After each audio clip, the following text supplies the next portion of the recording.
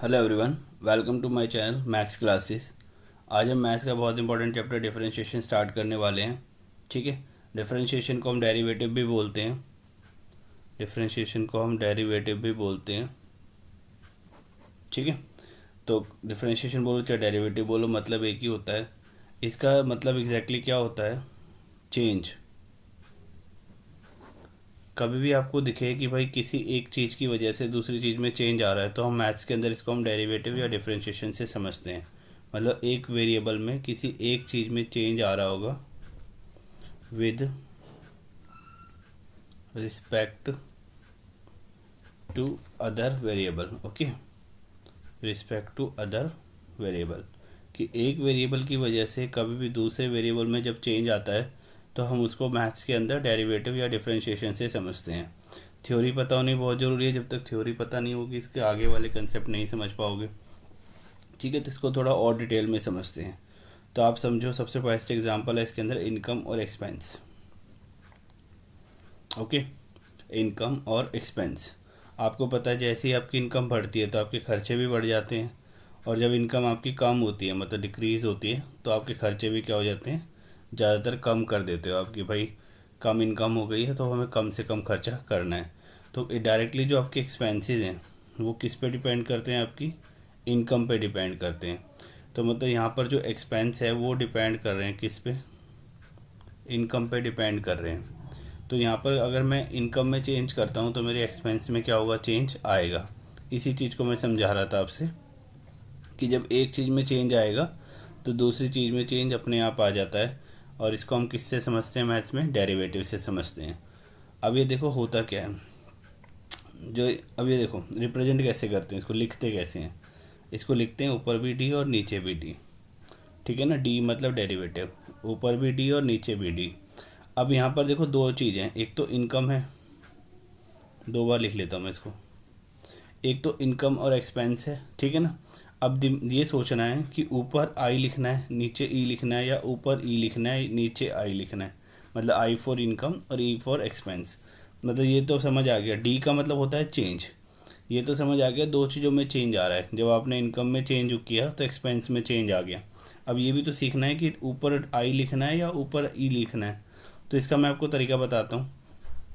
जो रीजन होता है ना, रीजन, वजह, कारण, कॉज, कुछ भी कहो आप, वो हमेशा नीचे लिखे जाते हैं।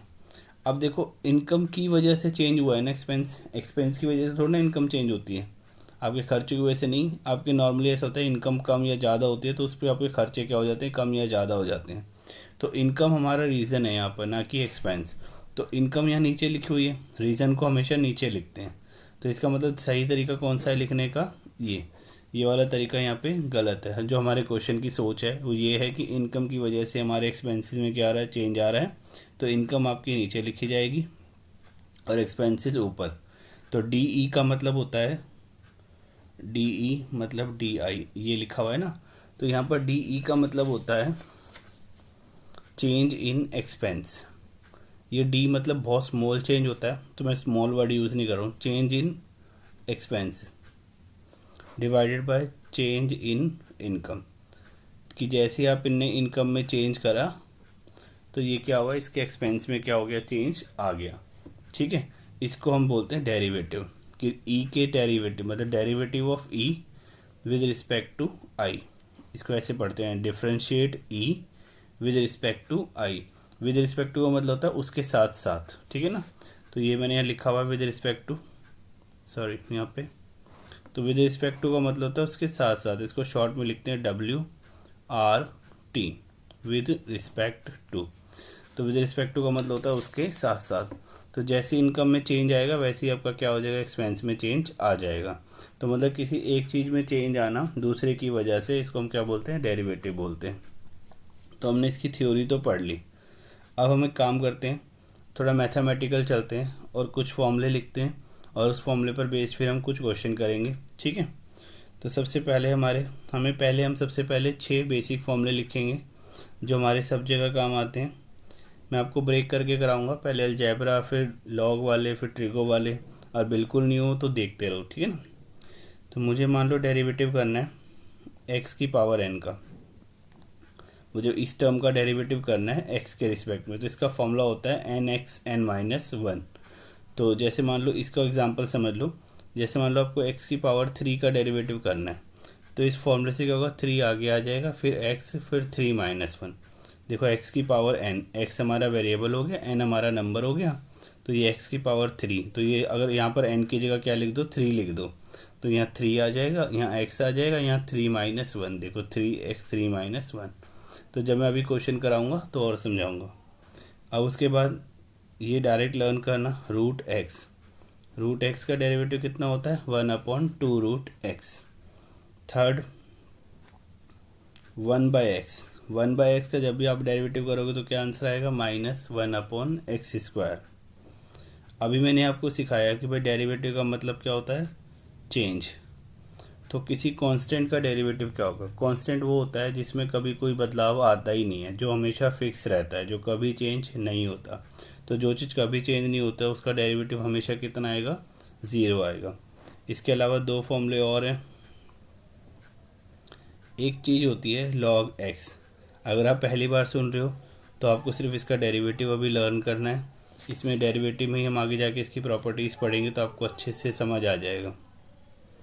एक होता है ex, ये जो log x होता है इसे log फंक्शन बोलते हैं, लॉगरिदमिक फंक्शन पूरा नाम। इसका डेरिवेटिव आपको याद कर लेना है, log x का डेरिवेटिव होता है 1/x, क्योंकि आपका सिर्फ इतना ही स्कोप यूज़ होगा। अगर आप बीकॉम के स्टूडेंट हो, ठीक है, तो आपका ये यूज़ होता है फाइनेंस मैथमेटिक्स के अंदर, तो वहाँ पर हम जाके इसको बहुत डिटेल में पढ़ते हैं कि इसको कैसे यूज़ करते हैं। फ़िलहाल हमारे अगर बीकॉम के अलावा कोई और क्लास के स्टूडेंट हो तो फिर आपके लिए इसका कोई बेनिफिट नहीं है। तो आपको सिर्फ इसका फॉर्मूला याद रखना है, log x का डेरिवेटिव 1/x, ex का डेरिवेटिव ex। ओके, ex क्या होता है, एक एक्सपोनेंशियल फंक्शन होता है, तो आप इसको सिंपल ex बोलो। e की पावर x का डेरिवेटिव e की पावर x सेम होता है, मतलब इसका डेरिवेटिव। अब हम कुछ क्वेश्चन करते हैं। तो सबसे पहला क्वेश्चन हम लेते हैं, simple question, y = x² + 2x + 3। ये मैंने एक टर्म ले ली, मैंने बोला इस पूरी टर्म का मतलब किसका, y का डेरिवेटिव करो किसके रिस्पेक्ट में, x के, मतलब इस पूरी टर्म का डेरिवेटिव, इस पूरे को मैंने y बोला हुआ है ना, तो मैंने यहाँ y लिख दिया। y का डेरिवेटिव करो किसके रिस्पेक्ट में, x के रिस्पेक्ट में। तो जब आपको यहाँ लिखना होता है डिफरेंशिएट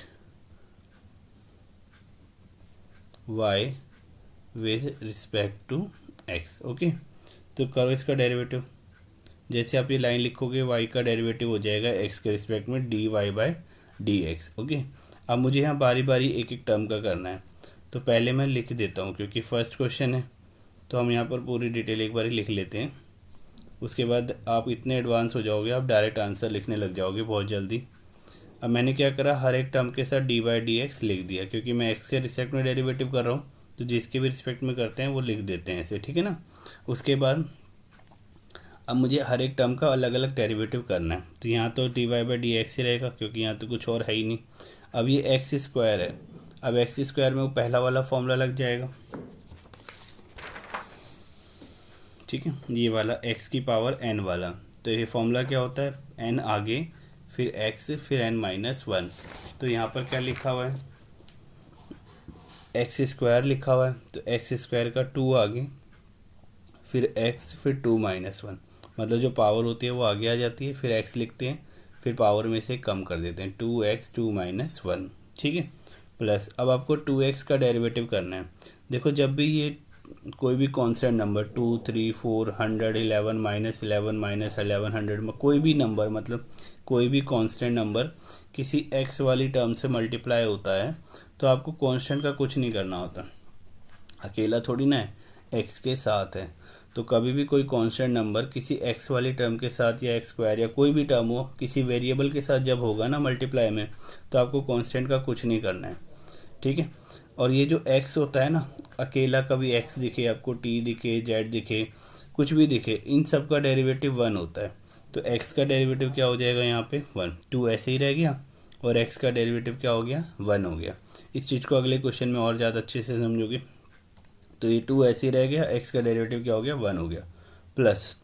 अब यहाँ क्या लिखा हुआ है, 3 लिखा हुआ है, 3 के साथ x वाली तो कोई टर्म है ही नहीं, तो ये नंबर है, और नंबर मतलब कांस्टेंट, ये कभी चेंज नहीं होगा, ये हमेशा 3 रहेगा, चाहे कभी भी हो जाए कुछ भी। तो ये कांस्टेंट है, नंबर है, इसका डेरिवेटिव क्या आएगा 0, क्योंकि ये अकेला है। यहाँ पर ये 2 किसके साथ था, x के साथ था, इसलिए इसका डेरिवेटिव 0 नहीं हुआ, ये ऐसे ही रह गया। और साथ वाले का डेरिवेटिव हो गया, x का डेरिवेटिव कितना होता है 1। इसको सिंप्लीफाई कर लेते हैं, 2 - 1 1 + 2 और 0 हट जाएगा। ओके, तो और क्वेश्चन देखते हैं। 4x³ + 3x² + 2x - 1, इसका डेरिवेटिव करना है। तो अब यहाँ पर देखो 4 के साथ मल्टीप्लाई हो रहा है x³ x³। तो अब यहाँ पर x³ के साथ 4 मल्टीप्लाई हो रहा है, 4 एक कांस्टेंट है, तो 4 को आप ऐसे ही रख दो, है ना। अब मैं ये वाला स्टेप नहीं लिखूंगा, ठीक है, ये लिखना नहीं होता आपको, इसे मैंने आपको समझाने के लिए बताया था। हमें लिखना होता है डायरेक्ट ये वाला स्टेप जो हम लिख रहे हैं। अब 4 तो ऐसे ही रह गया, मैंने बीच में वो भी स्टेप नहीं लिखा differentiate y with respect to x, क्योंकि आप समझ गए हो क्वेश्चन में मुझे dy/dx निकालना है, तो मैंने वो लाइन लिखनी होती है और फिर ये सीधा मुझे डेरिवेटिव हो जाता है, y से dy/dx हो जाता है और इधर सबके डेरिवेटिव हो जाते हैं। तो 4 तो ऐसे ही रहेगा, x³ का डेरिवेटिव क्या होगा, 3 आगे फिर x फिर 3 - 1। अगली बार से हम इसे डायरेक्ट लिखा करेंगे कम करके, जो भी वैल्यू आएगी 2 वगैरह, है ना। अब यहाँ पर 3x² है, तो फिर 3 का कुछ नहीं करना है, क्योंकि x² से नंबर मल्टीप्लाई हो रहा है, कांस्टेंट कांस्टेंट ऐसे ही रह गया। x² का डेरिवेटिव अभी अभी हमने किया था, क्या आया था 2x। देखो इस क्वेश्चन में हमने x² का डेरिवेटिव निकाला था ना, कितना आया था 2x, तो मैंने डायरेक्ट यूज़ कर लिया। आप चाहो तो पूरा मेथड फॉलो कर सकते हो, 2 आगे फिर x फिर 2 - 1 प्लस 2 ऐसे ही, x का डेरिवेटिव 1 अभी अभी हमने किया था, फिर माइनस ये कांस्टेंट है नंबर है, इसका डेरिवेटिव क्या आ गया 0 आ गया। इसको फिर से मत कर लेना, बस सिंप्लीफाई करना है। कई बार हम क्या होता है कि दोबारा से डेरिवेटिव स्टार्ट कर देते हैं, स्टार्टिंग में जब हम बिगिनिंग में करते हैं। 4 3 जा 12, ये 3 - 1 2 हो गया, ये 3 2 जा 6x और ये +2, ठीक है। तो यहाँ तक क्लियर हो गया बिल्कुल। चलो नेक्स्ट क्वेश्चन करते हैं। नेक्स्ट क्वेश्चन मान लो आपको ये दे रखा है x² × x² + 2x + 3, ये क्वेश्चन मुझे दे रखा है नेक्स्ट। ओके, तो इसको देखो हम कैसे करेंगे। अभी तक आपका क्या था, सारी टर्म्स ऐसे करके सेपरेट दे रखी थी, ये भी सेपरेट थी इसमें सारी टर्म, बट इसमें ना सारी, इस क्वेश्चन में सारी टर्म सेपरेट नहीं है। इसमें ये जो पूरी टर्म है इस x² से मल्टीप्लाई हो रही है, तो इसमें आप साथ डायरेक्ट डेरिवेटिव अभी तक नहीं कर सकते हो। जितना हमने अभी तक सीखा है उसके तरीके से आप डायरेक्ट डेरिवेटिव नहीं कर सकते हो। तो हम क्या करेंगे, पहले इसे अलग करेंगे, इस x² को सबसे मल्टीप्लाई करेंगे। ओके, तो कर दो, x² को मल्टीप्लाई कर दो x² से, 2x को मल्टीप्लाई कर दो x² से, और 3 को मल्टीप्लाई कर दो x² से। ओके, उसके बाद आपको पता है जब बेस सेम हो तो पावर प्लस हो जाती है, 2 और 2 कितना हो जाएगा 4 हो जाएगा। इसकी पावर में कुछ नहीं है तो 1 है, तो 1 + 2 कितना हो जाएगा 3 हो जाएगा, और ये ऐसे रहेगा। अब ये पुराना क्वेश्चन बन गया, अब इसको डिफ्रेंशिएट कर देंगे तो इजी है। x⁴ का 4x³ पावर आगे आ गई, फिर x फिर पावर में से कम कर दिया। इस 2 को ऐसे ही रखना है, x³ का क्या होगा 3 आगे फिर x फिर पावर में से कम। ओके, प्लस ये वाला 3 ऐसे ही रहेगा, और x² का डेरिवेटिव लगातार तीसरी बार यूज़ हुआ 2x, ठीक है। तो 4x³ 6x² 6x, मतलब 2 3 जा 6 x², 4x³ और ये 3 2 जा 6x, ये आपका क्या आ गया आंसर आ गया। और क्वेश्चंस करते हैं।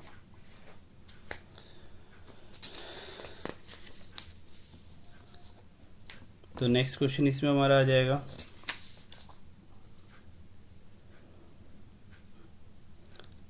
x⁴ + 3x² - 2x + 3 divided by x, ऐसा मुझे क्वेश्चन दे रखा है। अब इसमें पूरे के नीचे आपको x दिख रहा है, होल डिवाइड में क्या दिख रहा है आपको x दिख रहा है। तो सबसे पहले मैं इसे सेपरेट करूँगा, सबके नीचे लिख लूँगा मैं इस x को, क्योंकि मैं इसको डायरेक्ट डिफ्रेंशिएशन अभी तक नहीं कर सकता, मैंने अभी ऐसा कोई भी रूल नहीं पढ़ा है। तो मैं क्या करूँगा, इसको अलग अलग करूँगा, और अलग अलग करने के बाद जो भी टर्म बचेगी उसका मैं फिर डेरिवेटिव करूँगा, जैसे हम अभी तक करते हुए आ रहे हैं। अभी देखो ये x⁴ है और इसमें x⁴ 1 है, और जब बेस सेम होता है तो पावर्स माइनस हो जाती हैं, तो इसकी पावर में कुछ नहीं है तो 1 है, तो 4 - 1 कितना हो जाएगा 3। आप ऐसे भी समझते हो, एक x कट जाएगा तो x⁴ 3 बचेगा। यहाँ पर एक्स स्क्वायर है तो एक एक्स कट जाएगा तो एक्स बचेगा, ये दोनों ही कट जाएंगे तो सिर्फ 2 बचेगा। ये जो 3/x है ना, आप इसको ऐसे इमेजिन करा करो हमेशा, 3 मल्टीप्लाई 1/x, एक ही बात है। ये जो 3/x है तो आप इसे कैसे लिख सकते हो, 3 मल्टीप्लाई 1/x। ये अब देखो ये सारा सेपरेट हो गया। अब मुझे इसका डिफ्रेंशिएशन करना है तो y का तो हो जाएगा dy/dx। अभी जो x की पावर 3 है इसमें पावर आगे आ जाएगी और फिर 2 आ जाएगा, 3x² पावर आगे आ जाएगी, फिर x, फिर पावर में से कम हो जाएगा। ये 3 ऐसे ही रहेगा, x का डेरिवेटिव होता है 1, 2 अकेला है कांस्टेंट है तो इसका डेरिवेटिव हो जाएगा 0। ये 3 ऐसे ही रहेगा। अब ये जो 1/x है मैंने आपको इसका डायरेक्ट डेरिवेटिव लिखवाया हुआ है। 1/x का डायरेक्ट डेरिवेटिव होता है -1/x²। 1/x का डायरेक्ट डेरिवेटिव होता है -1/x²। तो इसलिए आपको इसका डायरेक्ट डेरिवेटिव लर्न करना है, आपका टाइम सेव होगा। ये इन फॉर्मूले से भी निकल जाते हैं बट मैं सजेस्ट करूँगा डायरेक्ट, आगे चल के बहुत काम आएगा। 1/x का डायरेक्ट डेरिवेटिव होता है -1/x²। तो आप क्या करो, ये जो 1/x आपको दिख रहा है इसकी जगह पर आप लिख दो -1/x²। ओके, चलो इसे सिंप्लीफाई करते हैं। 3x² + 3, ये 0 हट जाएगा बीच में से, ठीक है, और ये आ जाएगा 3 - 1/x²। इसको और सिंप्लीफाई करते हैं, प्लस माइनस माइनस, और ये 3 ये क्या आ गया, 3 × 1 3, नीचे x² आ गया, प्लस माइनस माइनस आ गया। तो अब ये वाला क्वेश्चन भी आपको अच्छे से समझ आ गया। अब नेक्स्ट क्वेश्चन करते हैं। अब मान लो हमारे को क्वेश्चन दे रखा है √x x² + 2x + 3, √x x² + 2x + 3, ये क्वेश्चन इसने मुझे दे रखा है। तो हम इसको कैसे करेंगे, हम वही जो हमने टेक्निक पीछे लगाई थी, इस √x को मैं क्या करूँगा, सबसे मल्टीप्लाई कर दूँगा हर एक टर्म से अंदर। तो नॉर्मली √x से थोड़ा सा स्टूडेंट घबरा जाते हैं, तो घबराना नहीं है। x², ये √x को आप क्या कर दो, सबसे आप मल्टीप्लाई कर दो अंदर। मल्टीप्लाई करने के बाद जहाँ जहाँ आपको √x दिख रहा है ना, वहाँ वहाँ आप x की पावर हाफ लिख दो, ठीक है। तो अभी समझाता हूँ, जैसे ये x² है तो यहाँ √x दिख रहा है तो यहाँ लिख दो x की पावर हाफ, क्योंकि √x का रूट का मतलब ही होता है कि किसी की पावर में हाफ लिखा हुआ है, 1/2 लिखा हुआ है। फिर ये 2x ऐसे, ये इसे लिख दो x की पावर हाफ। बट यहाँ मत लिखो, क्यों, क्योंकि हमने डायरेक्ट याद किया हुआ है कि √x का डेरिवेटिव 1/2 √x होता है, और यहाँ ये √x अकेला है क्योंकि इसके साथ में नंबर है। यहाँ पर जो √x था इनके साथ में यहाँ x लिखा हुआ था और इसके साथ में यहाँ पर x² लिखा हुआ था, मतलब अकेला नहीं था। बट नंबर का तो कोई रोल होता ही नहीं है, आपको पता ही है। तो नंबर तो ऐसे रह जाता है तो साथ वाले का डेरिवेटिव हो जाता है। तो यहाँ अकेला नहीं है √x, इसलिए हमें यहाँ लिखना पड़ा x की पावर हाफ।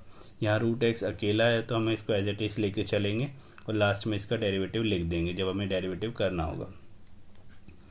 ये मल्टीप्लाई में दोनों के बेस सेम है, मतलब दोनों के नहीं साथ में x लिखा हुआ है, तो पावर्स क्या हो जाएंगी, प्लस। अभी तक डेरिवेटिव नहीं करा है, ठीक है।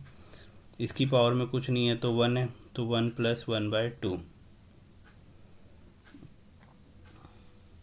इस पावर ऐड हो जाएगी, 2 × 2 = 4 + 1 कितना आ जाएगा, 5/2, 2 × 1 = 2 + 1 3/2, ठीक है। मैं एलसीएम लेना आता ना, 2 × 2 = 4 + 1 5/2, 2 × 1 = 2 + 1 3/2, और ये ऐसे ही रहेगा। अब ये सारा सेपरेट हो चुका है, अब ये आराम से डिफ्रेंशिएट हो सकता है। तो इसको हम डिफ्रेंशिएट करते हैं x की पावर n के फॉर्मूले से। तो n(x) n-1 2, फिर ये n आ गया 3/2 3/2 - 1 प्लस 3, और √x का डेरिवेटिव 1/2 √x। ओके, देखो डायरेक्ट याद करा हुआ था तो ये बेनिफिट मिलता है, √x का डायरेक्ट याद होता है डेरिवेटिव 1/2 √x। तो मैंने लिखवाया है, फॉर्मूले आप ज़रूर लिख लेना स्टार्टिंग में जाके एक बार, या अभी स्क्रीनशॉट ले लेना। √x का डेरिवेटिव क्या होता है, 1/2 √x, देखो ये लिखा हुआ। तो डायरेक्ट फॉर्मूले अगर याद करोगे तो टाइम आपका बहुत सेव होगा। तो अब इसको सिंप्लीफाई कर लेते हैं। ये वाला तो आपको पता ही है, x की पावर n और x की पावर n का फॉर्मूला लगाया है, पावर आगे फिर x फिर पावर -1, पावर आगे फिर x फिर पावर -1। इसको सिंप्लीफाई करते हैं, 5/2 x, इसको एलसीएम ले लो, 5, ये 2 × 1 = 2 हो जाएगा, 5 - 2 कितना होता है 3, और नीचे 2 आएगा, है ना, एलसीएम लेने के बाद। ये 2 से 2 कैंसिल, यहाँ एलसीएम लो, 2 आएगा और ये फिर आएगा 2 1 जा 2, 3 माइनस 2 1 और नीचे 2 आएगा और ये 3 इंटू 1 3 हो जाएगा और ये नीचे क्या आ जाएगा 2 रूट एक्स। इसको हम और सिंप्लीफाई कर सकते हैं, 5/2 एक्स 3/2। ये जो एक्स की पावर 1/2 है इसे आप फिर से रूट एक्स लिख सकते हो, क्योंकि जब आप रूट एक्स को एक्स की पावर 1/2 लिख सकते हो तो एक्स की पावर 1/2 को भी आप क्या लिख सकते हो, रूट एक्स लिख सकते हो। प्लस ये 3/2 रूट एक्स ऐसे ही आ जाएगा। तो यहाँ तक समझ आया। चलो एक क्वेश्चन और करते हैं इसके अंदर, ठीक है। तो मिलता जुलता क्वेश्चन है जो भी हमने पढ़ा है, x² + 4x + 3 whole divided by root x. मैंने आपको एक तरीके से 5 आज फॉर्म सिखाई हैं, या 6 भी कह सकते हो आप। तो अब मैं क्या करूँगा, ज़्यादातर आपको फॉर्म सिखाऊंगा, फिर उसके बाद जितने भी हमारे इंपॉर्टेंट क्वेश्चन होते हैं वो सारे इंपॉर्टेंट क्वेश्चन हम कवर करेंगे अपनी सीरीज़ के अंदर, फुल आगे तक कवर करेंगे। तो अपना वीडियो चैनल को सब्सक्राइब करके रखना, और आपकी जितने भी वीडियोज़ हैं, जितने भी टॉपिक्स हैं मैथ्स के अंदर, सारे कवर हो जाएंगे इसके अंदर, ओके। तो यहाँ पर हम क्या करेंगे, सबसे पहले इस रूट एक्स को सबके नीचे लिख देंगे, जैसे हमने उस एक्स वाले को लिखा था, ठीक है। इसको हमने क्या करा, सबके नीचे लिख दिया ताकि ये सेपरेट हो जाए। बहुत डिफरेंट केसेस होते हैं इसमें, आपको जितनी आप प्रैक्टिस करोगे आपको याद होते चले जाएंगे। अब यहाँ पर जितने भी रूट एक्स हैं सबको एक्स की पावर हाफ लिख दो। इसको नहीं लिखूँगा मैं, क्योंकि यहाँ मैं आपको थोड़ा टाइम सेव करूँगा। देखो जो एक्स होता है ना, उसे आप रूट एक्स का स्क्वायर लिख सकते हो। क्यों लिख सकते हो वो समझाता हूँ। देखो रूट एक्स को स्क्वायर का मतलब हो गया रूट एक्स 2 बार, और रूट का मतलब होता है एक्स की पावर हाफ, एक्स की पावर हाफ। जब बेस सेम होता है तो पावर क्या हो जाती है, प्लस हो जाती है। तो 1/2 और 1/2 कितना होता है, 1 होता है। दो आधे जुड़ेंगे तो एक आ जाएगा ना। अच्छा आप एलसीएम से कर लेना, 1 + 1 2/2, 2/2 1 हो गया, तो मतलब एक्स आ गया। तो जब आप रूट एक्स का स्क्वायर सॉल्व करते हो तो एक्स आ जाता है। तो अगर आप डायरेक्ट याद कर लोगे तो इसका बड़ा बेनिफिट मिलेगा आपको। कैसे, जैसे मान लो आपको ये सॉल्व करना था, x/√x सॉल्व करना था, और आपको पता है x को क्या लिख सकते हैं, रूट एक्स का स्क्वायर लिख सकते हैं। नीचे वाला रूट एक्स ऐसे ही, एक रूट एक्स कैंसिल और एक रूट एक्स हमारा बच जाएगा।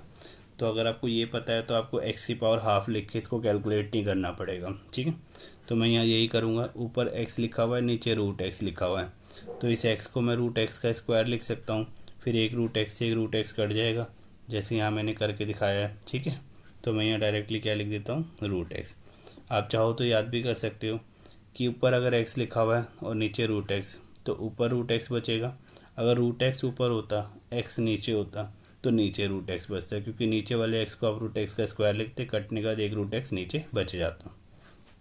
प्लस अभी हमने पीछे पढ़ा था कि जब रूट एक्स ऊपर अकेला लिखा था तो हमने उसे नहीं छेड़ा था, बट ये रूट एक्स ऊपर नहीं लिखा हुआ, नीचे लिखा हुआ है, और 1/√x का हमारे पास कोई फॉर्मूला नहीं होता। तो मुझे इस रूट एक्स को क्या लिखना पड़ेगा, एक्स की पावर हाफ लिखना पड़ेगा, क्योंकि ये नीचे लिखा हुआ है। अगर यही रूट एक्स ऊपर लिखा होता तो मैं इसको डायरेक्ट फॉर्मूला इसमें लगा देता। यही डिफरेंट केसेस आपको सीखने हैं, तो प्रैक्टिस से ही सीख पाओगे। बेस सेम है, डिवाइड में तो पावर माइनस हो जाएंगी, ओके। फिर ये रूट एक्स ऐसे रहेगा क्योंकि इसका डायरेक्ट डेरिवेटिव पता होता है हमें। ये एक्स की पावर 1/2 है नीचे, तो ऊपर लाओगे तो साइन क्या हो जाएगा, चेंज हो जाएगा। जैसे प्लस 1/2 से क्या हो जाएगा, -1/2 हो जाएगा। उसके बाद इसको सॉल्व करो, 2 2 जा 4 -1 कितना आ जाएगा, 3/2। ये ऐसे ही रहेगा और ये भी ऐसे ही रहेगा, ठीक है। अब ये सारी पावर्स अलग हो चुकी है, सब कुछ सेपरेट हो चुका है। अब हम इसका डिफ्रेंशिएशन स्टार्ट करेंगे। एक्स की पावर एन का डेरिवेटिव क्या होता है, n x n-1, okay, plus 4 root x का डेरिवेटिव क्या होता है, 1/2 रूट एक्स, प्लस ये 3 ऐसे रहेगा कांस्टेंट। अब x की पावर -1/2 का करना है, तो इसमें वही इस पूरे को n मान लो, x की पावर n का फॉर्मूला लगा दो, तो पावर आगे। अब ध्यान रखना माइनस आ गया ना आपके साथ, आपके तरफ से क्वेश्चन में, तो इसको ब्रैकेट में लगा दो। ये क्या है, n आगे आ गया, x की पावर n का n आगे आ गया, फिर x n-1। एक भी चीज़ मिस मत करना, सारी चीज़ें कवर कर रहा हूँ तो ध्यान देना अच्छे से। पावर आगे आ गई, फिर x, फिर n-1, n x n-1, okay. इसको सिंप्लीफाई करते हैं, 3/2, ये 3 - 2 बन जाए 2 होता है, 3 - 2 हो गया 1, ये 2 2 जा कट जाएगा, 2/√x ये कट जाएगा ना 2 पे, और नीचे √x बचा हुआ है। उसके बाद प्लस माइनस 3 बन जा 3, नीचे 2 ऐसे ही रहेगा, इसको सिंप्लीफाई करो, ये -1 इधर आप एलसीएम लोगे तो -2, 2 बन जा 2 ना, तो -1 - 2 -3 और नीचे क्या आ जाएगा 2 आ जाएगा। ये आपका लास्ट आंसर आ गया। तो होप आज वाले लेक्चर में आपको काफ़ी अच्छे से समझ आया होगा। अब ये हमने अलजेब्रा के बिल्कुल बेसिक क्वेश्चन करे हैं। नेक्स्ट लेक्चर के अंदर हम प्रोजेक्ट टूल और log x वाले और ex वाले क्वेश्चन ट्राई करेंगे। इन्हें आप ट्राई करके रखना। अभी आपको मतलब अगर आप फर्स्ट टाइम पढ़ रहे हो तो मैं सजेस्ट करूँगा मेरी पूरी सीरीज़ देखना। अभी किसी और बुक से मत ट्राई करना, जब मेरी पूरी सीरीज़ ट्राई कर लोगे तब आप अदर बुक से भी ट्राई कर सकते हो, ठीक है। अगर आपको कोई सजेशन चाहिए तो मैं अपनी डिटेल डिस्क्रिप्शन बॉक्स में दे दूँगा, इंस्टाग्राम टेलीग्राम का जो सोर्स है। आप वहाँ पर मुझसे कांटेक्ट करके कोई भी इंक्वायरी या कोई भी सजेशन चाहिए तो आप मुझे वहाँ से ले सकते हो, ठीक है। तो till then take care, next lecture में मिलते हैं। Thank you very much.